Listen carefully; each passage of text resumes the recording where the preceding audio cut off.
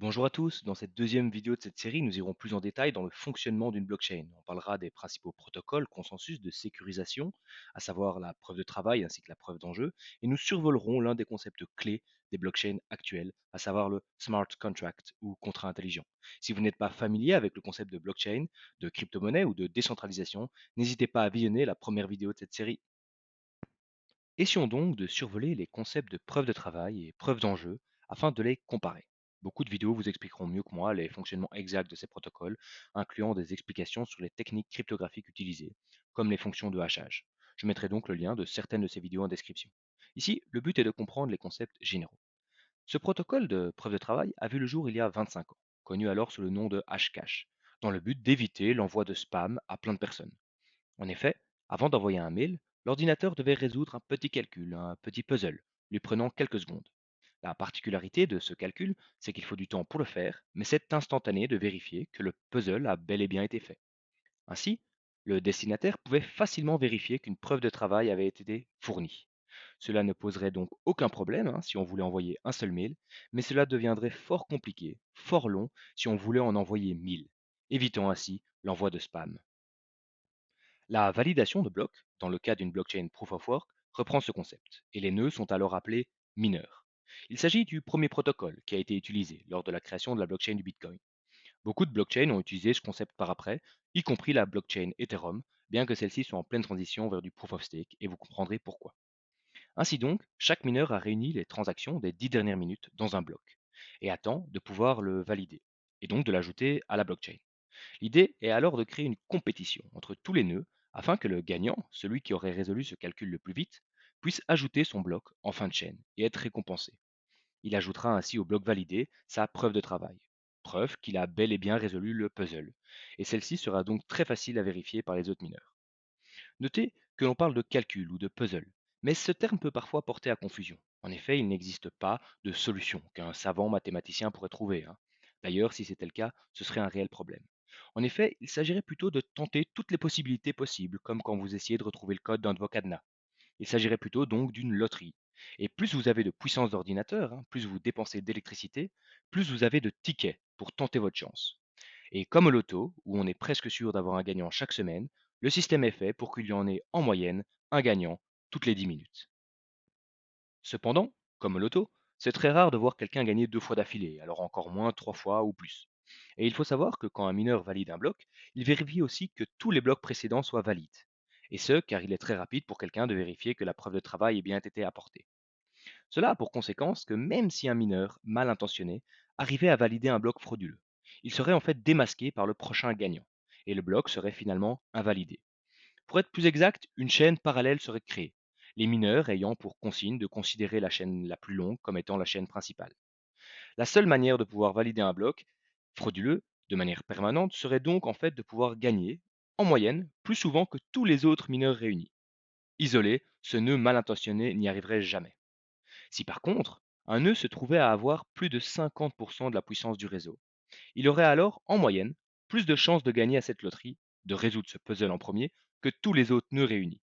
On appelle ça une attaque 51% ou 51% attaque, et cela pourrait compromettre tout le réseau. Heureusement, c'est pratiquement impossible aujourd'hui, tant il y a de gens qui tentent leur chance. Afin de créer beaucoup de compétition et donc d'éviter ce genre d'attaque, des récompenses en Bitcoin sont créées afin de récompenser le mineur gagnant. Par analogie au mineur d'or, qui en dépensant des ressources crée de l'or et l'ajoute au marché, le mineur de Bitcoin reçoit des Bitcoins spécialement créés pour lui, minés pour lui. Mais ici, ces récompenses sont prédéfinies. En effet, actuellement 6,25 Bitcoins, valant à l'heure où je vous parle près de 300 000 euros, sont créés toutes les 10 minutes. Cette récompense est divisée par deux tous les 4 ans environ, lors du halving day. Ainsi, la récompense était de 50 bitcoins à la création de la blockchain et va tendre vers zéro de sorte que dans environ 140 ans, plus de récompense ne sera attribuée. Ce jour-là, les 21 millions de bitcoins seront en circulation. Aujourd'hui, près de 19 millions le sont déjà. À cette récompense s'ajoutent les frais de transaction que les utilisateurs auront payés. Enfin, il faut bien entendu déduire les dépenses d'électricité liées à ce minage. N'importe qui peut miner du Bitcoin, souvent en rejoignant un pool, servant en fait à augmenter les chances de gain, mais bien sûr en divisant la récompense entre tous. Ceci dit, il faut savoir que cela n'est presque pas rentable avec un ordinateur standard en payant l'électricité au prix moyen en Europe. Il faudrait donc investir dans des machines très puissantes et ou se délocaliser en Chine ou autres pays ayant un coût d'électricité moindre, ou bien même à proximité d'une source d'énergie, renouvelable ou non. Enfin, les pays les plus frais permettent par exemple d'économiser sur les ventilateurs. Aujourd'hui, une grosse majorité des mineurs se trouve en Asie. Cela pourrait donc être critique s'ils décidaient de former une coalition. Heureusement, c'est fort improbable et cette proportion de fermes asiatiques tend à décroître. Le concept de proof of stake ou preuve d'enjeu est bien plus facile à comprendre et selon moi plus intuitif. En effet, les nœuds, qui sont alors appelés validateurs, peuvent voter pour le bloc à ajouter en fin de chaîne après l'avoir vérifié. Avant de pouvoir voter, ils bloquent ou stake une partie de leur argent. Ici, pour l'exemple, en dot. Plus le montant staké est grand, plus ils auront de droits de vote. Le bloc recevant le plus de votes est ainsi validé et ajouté en fin de chaîne. Ainsi, si quelqu'un essaie de frauder, il votera inévitablement pour le bloc perdant et se verra confisquer alors une partie ou tout l'argent qu'il aurait bloqué. Afin de récompenser les utilisateurs qui vérifient et votent pour le bon bloc, ceux-ci vont se partager les frais de transaction proportionnellement à l'argent qu'ils auraient staké. Ainsi, plus vous stakez d'argent, plus vous avez à perdre si vous essayez de frauder, mais plus vous serez récompensé. N'importe qui peut confier son argent à un nœud pour qu'il soit staké. C'est d'ailleurs une manière assez peu risquée de faire travailler son argent à hauteur de plusieurs pourcents par an. Ici, le risque d'une attaque 51% est à craindre si quelqu'un possède plus de 50% de l'argent staké. Alors techniquement, ce pourcentage peut varier en fonction des blockchains. En plus d'être très peu probable, s'il tentait alors de frauder et que ça se remarque, la crypto-monnaie en question serait instantanément dévaluée et il perdrait donc beaucoup d'argent, car il en possède beaucoup. Alors, quelle différence entre ces deux protocoles? Au niveau de leur sécurité, bien qu'ils soient tous deux très robustes, la preuve de travail a fait ses preuves. En 12 ans, personne n'a jamais réussi à hacker la blockchain du Bitcoin, et au vu du prix de celui-ci, beaucoup s'y sont tentés. En termes de rapidité, le protocole Proof of Stake est peut-être plus prometteur, mais beaucoup de techniques sont encore à découvrir. Finalement, en termes de pollution, il n'y a pas photo. Je ne vais pas en débattre en long et en large ici, déjà parce que vous auriez du mal à rétorquer, mais aussi parce que je ne suis pas un expert et surtout certainement un peu biaisé. Mais c'est peut-être utile de vous donner quelques éléments de débat. En effet, comme vous le constatez, la pollution accréditée au Bitcoin est indiscutable. Et d'ailleurs, plus son prix augmentera, plus il y aura d'intérêt à le miner, plus la difficulté de minage augmentera et plus cela polluera. Mais il est vraiment important de réaliser que c'est bel et bien dû au protocole Proof of Work, à la sécurisation de cette blockchain. Ainsi, ce n'est pas la blockchain en elle-même qui pollue, uniquement ce protocole bien précis. La plupart des nouvelles blockchains ont d'ailleurs choisi le protocole Proof of Stake, entre autres pour cette raison. Nous avons donc des solutions. Finalement, il est quand même important de comparer ce qui est comparable. En effet, l'homme a toujours accordé de la valeur aux choses qui lui coûtaient en ressources à produire. L'or est d'ailleurs à l'heure actuelle bien plus polluant que le Bitcoin à ce niveau. Ensuite, l'utilisation d'énergie verte est dans le cas du Bitcoin fort privilégiée, car celle-ci est souvent moins chère. Je mettrai plusieurs liens en description afin que vous puissiez vous faire votre propre opinion. Si vous m'avez suivi jusqu'ici, la dernière partie de cette vidéo vous intéressera sûrement.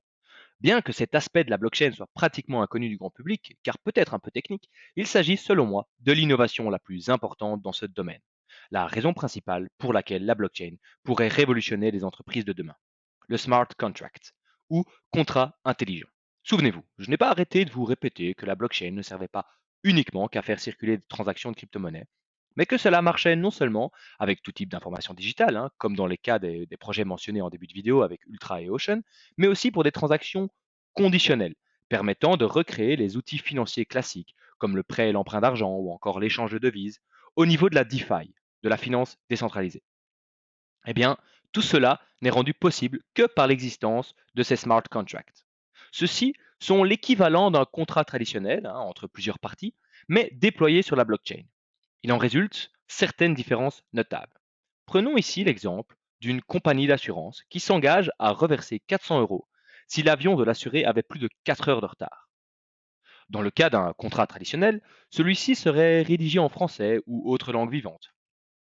Dans le cas d'un smart contract, comme celui-ci doit pouvoir être compris par un ordinateur, il serait codé en langage informatique. Alors, même si vous n'avez aucune connaissance en informatique, ce morceau de pseudocode veut simplement dire Si le départ de l'avion a lieu plus de 4 heures après son départ théorique, envoyez 400 du compte de l'assurance vers celui de l'assuré. Sinon, affichez aucune compensation. Alors, la différence notable entre ces deux types de langage est que l'un peut être interprété de plusieurs manières différentes. Un bon avocat pourrait par exemple trouver un échappatoire, quand l'autre est purement déterministe. Alors, cela ne veut pas dire qu'une situation inattendue ne pourrait pas arriver, car les codes sont parfois très compliqués. Mais pour un set de paramètres d'entrée, seulement une sortie, une conséquence en découlera. Et vous pouvez tester cela à l'avance. Deuxièmement, dans le cadre d'un contrat traditionnel, celui-ci est donc signé à la main. Ainsi, si l'un des partis enfreint ce contrat, il faudrait lui faire un procès. Cela prendrait du temps, il faudrait un juge, une entité centrale donc, qui pourrait être soudoyée par exemple. Dans le cas d'un smart contract, en revanche, celui-ci est signé en utilisant les private keys, donc les mots de passe des comptes en banque des deux parties. Notez que par des tours de passe-passe cryptographiques, ces private keys ne sont pas pour autant visibles de tous. Ici, vous ne pouvez pas enfreindre le contrat. Et je ne parle pas d'autorisation, mais bien de capacité. Parce qu'à la seconde où vous voulez enfreindre le contrat, ou simplement à la seconde où l'avion a plus de 4 heures de retard, le transfert d'argent se fera automatiquement, car ce contrat aura été signé directement avec les mots de passe des comptes en banque en question. Fini les négociations avec l'assurance. Alors même si tout paraît beau et facile, il reste un problème. En effet, comment prévenir la blockchain du départ de l'avion? Ces liens entre vie réelle et code informatique de la blockchain sont appelés oracles. Et certaines boîtes, comme Chainlink, tentent de fournir ces services, ces oracles, de manière la plus décentralisée possible. Enfin, comme tout programme informatique, des erreurs peuvent survenir, parfois même expressément codées par un développeur mal intentionné, un peu comme si vous ajoutiez une astérix vicieuse en note en bas de page d'un contrat. C'est pour cela qu'il faut toujours attendre qu'un smart contract soit audité, car vous risqueriez de perdre tout votre argent sans pouvoir poursuivre en justice l'autre partie, sans pouvoir faire appel. Finalement, comme déjà mentionné, alors qu'un contrat est stocké quelque part, peut-être dans un coffre-fort, le smart contract est stocké sur la blockchain. Ainsi, personne ne pourra jamais remettre en doute l'existence de ce contrat. En effet, comme expliqué en début de vidéo, la blockchain permet d'authentifier les données qui y sont écrites. La blockchain Ethereum est la première blockchain à avoir implémenté ce concept. Et c'est là que réside toute sa force. J'ai d'ailleurs mentionné que le cas de celle du Bitcoin était un peu particulier. Et c'est précisément car celle-ci n'est pas aussi flexible. Merci d'avoir suivi cette vidéo jusqu'au bout. Si elle vous a plu, n'hésitez pas à la liker et à la partager autour de vous. N'oubliez pas aussi de vous abonner à la chaîne pour vous tenir informé de la sortie de nouvelles vidéos. On parlera ensuite du marché des crypto-monnaies en tant que tel et enfin des outils, concepts et plateformes que vous pourriez avoir besoin si vous décidez de vous lancer dans cette aventure et d'investir dans les crypto-monnaies.